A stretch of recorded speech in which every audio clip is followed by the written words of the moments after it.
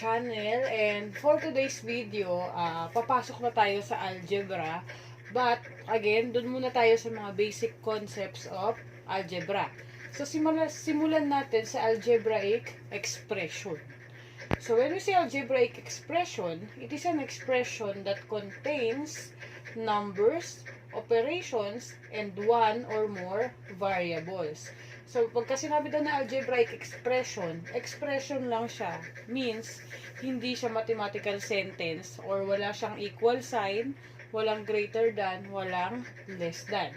So, another is, combination na siya ng numbers, ng operations, plus, minus, divide, multiplication, and then, one or more variables.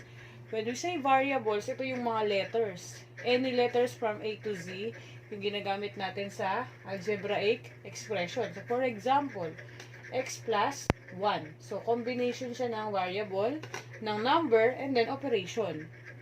Another is 3x minus 2. Another example is x plus 2y.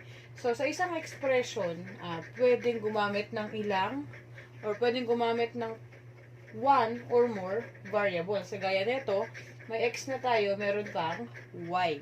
So, ayan po yung ibig sabihin ni algebraic expression.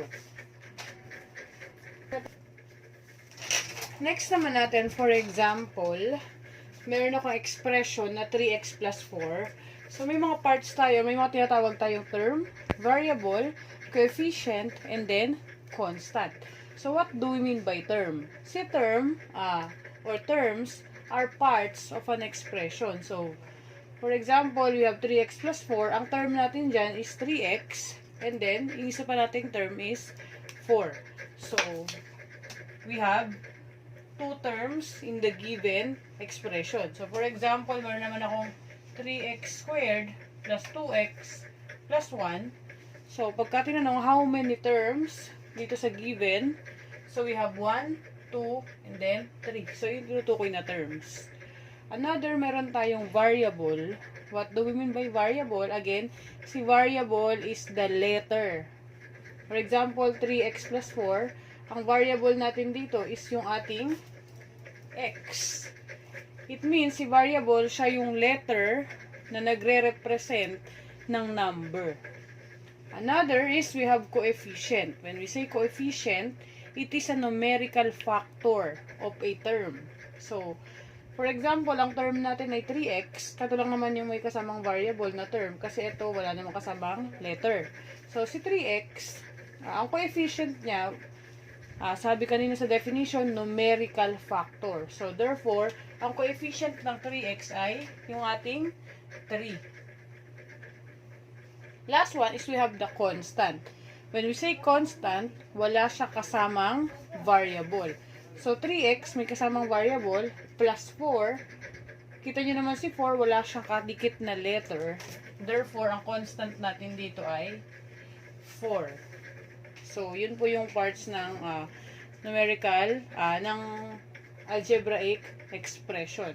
Again, we have term, variable, coefficient, and then constant. So, another, for example, I have 4x plus 5y plus 2. So, for example, meron akong 4x plus 5y plus 2. Again, ilang terms meron? 1, 2, 3. Another, ano yung mga variables natin? We have the variables x and then y. Anong coefficient natin? Ang merong coefficient yung 4x saka yung 5y. So, anong coefficient ng 4x? 4. Anong coefficient ng 5y? 5. Again, another, what is constant? Dito sa ating given. Si constant siya yung walang kasamang variable or letter. So, 4x, 5y, may kasama silang letter. And then, si 2 ay walang kasamang letter. Therefore, ang constant natin dito is si 2. So, now, since nalaman nyo na yung basic concepts of algebraic expressions, so, ngayon, let's proceed doon na sa evaluating algebraic expression. When we say evaluating, magsa-substitute lang tayo. Pagka sinabing substitute, papalitan mo lang yung mga variable ng number. Okay, so, for example, let, given natin, x equals 4, y equals 5, z equals negative 3. So, ngayon, find si letter A, x plus 2. So, hanapin daw natin yung value ng x plus 2. So, again, substitute lang natin yung value ng x sa given. Ang x natin dito sa given ay 4. So, si x, papalitan ko na lang yan ng 4. Plus, copy lang to, 2 equals, so 4 plus 2 equals 6. So, ganun lang siya kasimple. Next, letter B is 2x. Kapag ang number at variable ay magkatabi, ang ibig sabihin niyan ay multiplication. Magmumultiply tayo. So, 2, and then substitute natin yung value ng x, which is 4. So, papalitan ko lang sa x ng 4. Gumamit ako ng parenthesis kasi ibig sabihin niyan, multiply. So, next natin is 2 times 4 equals 8. Next natin is C, 4y minus 3. So, again, 4, papalitan lang natin si y ng, ang value ng y natin ay 5. So, 4 times 5 minus 3. Again, si y, pinalitan ko lang ng 5. Ginamitan ko ng parenthesis kasi magkatabi si 4 and y. It means multiplication. And again, don't forget to apply yung ating PEMDAS. Multiply and then subtraction. So, therefore, ang mauuna ay multiplication. 4 times 5 is 20. 4 times 5, 20 minus 3. 20 minus 3 is 17. So, the answer is 17.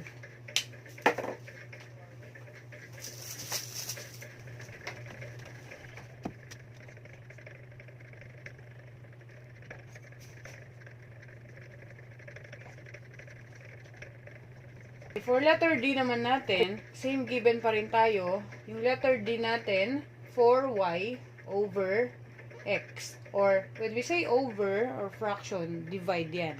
4y divided by x. So, again, substitute lang natin yung value ni y and value ni x. So, 4, and then ang y natin ay 4. Over, ang x natin ay shit, mali.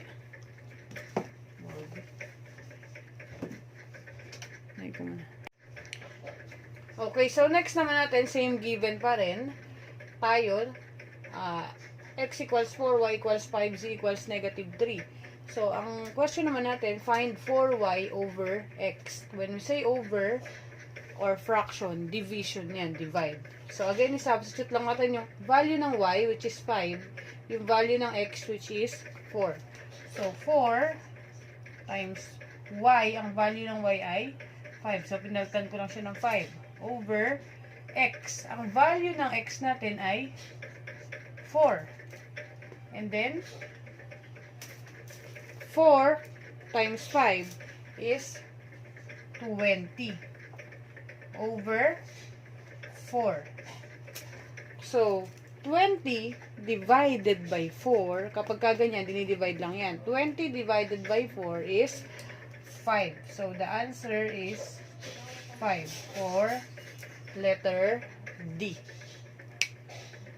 Next, doon naman tayo sa letter E. So, burahin ko lang to.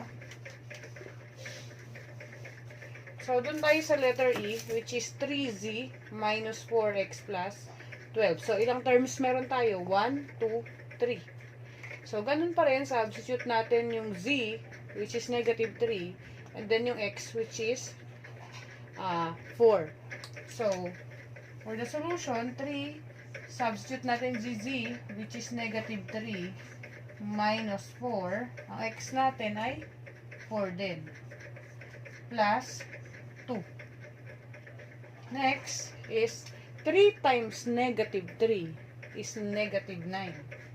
Negative 9 minus 4 times 4 is 16 plus 2. Next. So, negative 9 minus 16 plus 2. Again, kung nalilito pa kayo sa operations ng integers or may negative, positive, meron din po akong video. Yung unang, pinaka-nauna yun sa mga video na ginawa ko, yung operations on integers. Pwede nyo rin pong panoorin. So, negative 9 minus 16 is negative 25. Negative 25. So, ito muna, pakita ko lang. Negative 25 plus 2. Pinapit ko lang to. Again, negative 9 minus 16 is negative 25. Negative 25 plus 2 is negative 23. Again, bakit naging 23? Kapag ka magkaiba ng sign, negative to, tapos positive, tapos addition, pinapag-minus yan. So, 25 minus 2, 23. And then, kukopyahin mo yung sign ng mas malaking number. Ang mas malaki sa kanila is 25. So, kukopyahin mo yung sign niya, which is negative. So, again, pwede nyo pong panoorin yung video ko about operations on integers para hindi kayo naguguluhan sa sign numbers or yung may positive and may negative. So, yun lang po for today's video. And again, yung mga susunod nating topic is magpo-focus na tayo sa algebra and word problems. Kaya ako inuna to, and yung algebra, of course, gagamitin natin yun sa pagsasolve ng mga medyo confusing na word problems. Again, kung hindi ka pa nakakapag-subscribe, please subscribe and share this video para rin po updated kayo sa mga susunod ko pang video. Yun lang po, and thank you so much. God bless.